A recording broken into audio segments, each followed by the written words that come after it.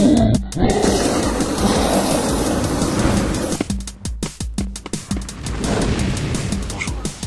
Pour les gens qui vous connaissent pas forcément, est-ce que vous pouvez vous présenter?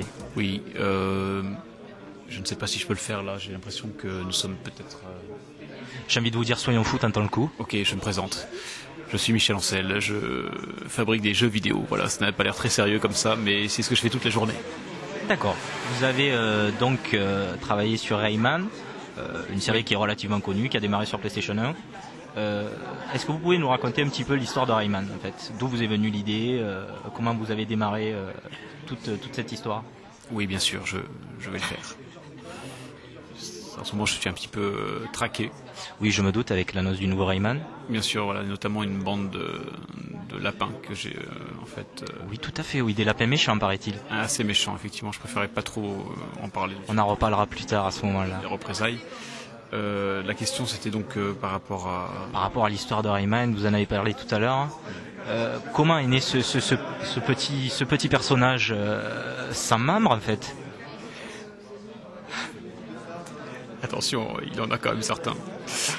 Oui, sans membres en partie. Eh bien, l'histoire est très simple, à vrai dire. C'est parti d'un petit dessin donc sur un coin de table, très simple, que je me suis amusé après à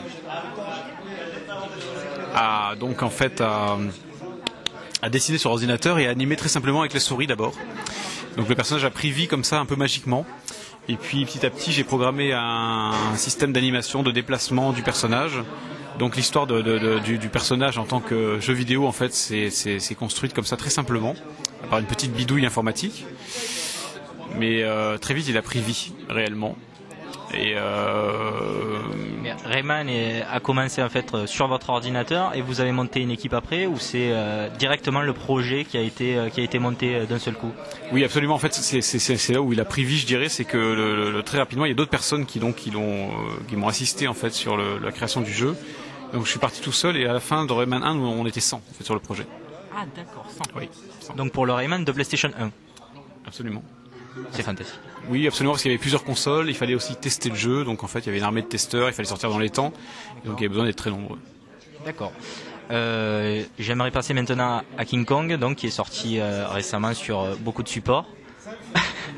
Qu'est-ce que vous pensez en fait des retours qu'il y a eu au niveau de la presse et de la critique envers King Kong et surtout la version PSP? Alors je ne suis pas responsable de la version PSP. D'accord, bah au moins c'est clair. Voilà, moi j'ai travaillé uniquement sur la version PS2, GameCube et Xbox. D'accord, ok. Vous avez donc annoncé à l'eCube l'arrivée de Rayman 4 sur la nouvelle console de Nintendo.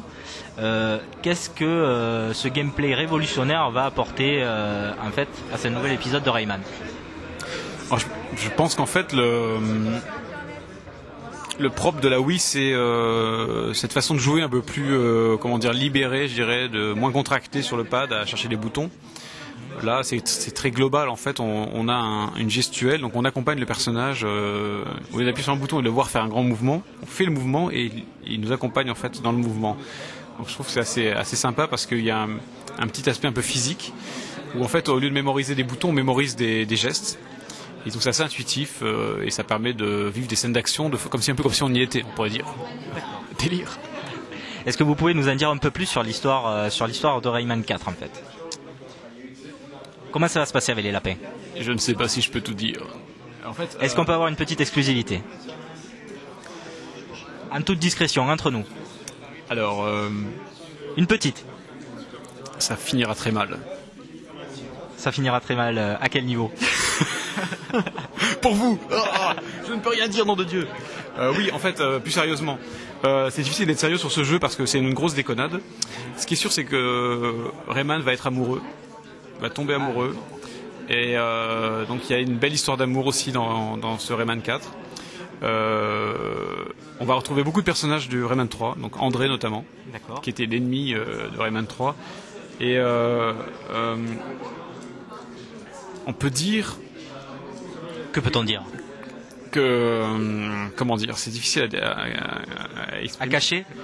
C'est que en fait il va y avoir une collaboration, oui, et je le dis, une collaboration entre André donc et Rayman, et oui. C'est une exclusivité et alors c'est pas évident pour tous les deux qui puissent s'entendre. Une collaboration forcée, mais peut-être vont-ils devenir cette fois-ci les meilleurs potes du monde. Mais ça, c'est voilà. On ne saura pas. On ne saura pas ce soir en tout cas. D'accord. Je reviens sur Beyond Good and Evil, qui a été par contre acclamé par la presse, mais qui a eu un succès un petit peu mitigé. Est-ce qu'on peut, enfin ça c'est une question un peu pour les fans, s'attendre à une éventuelle suite?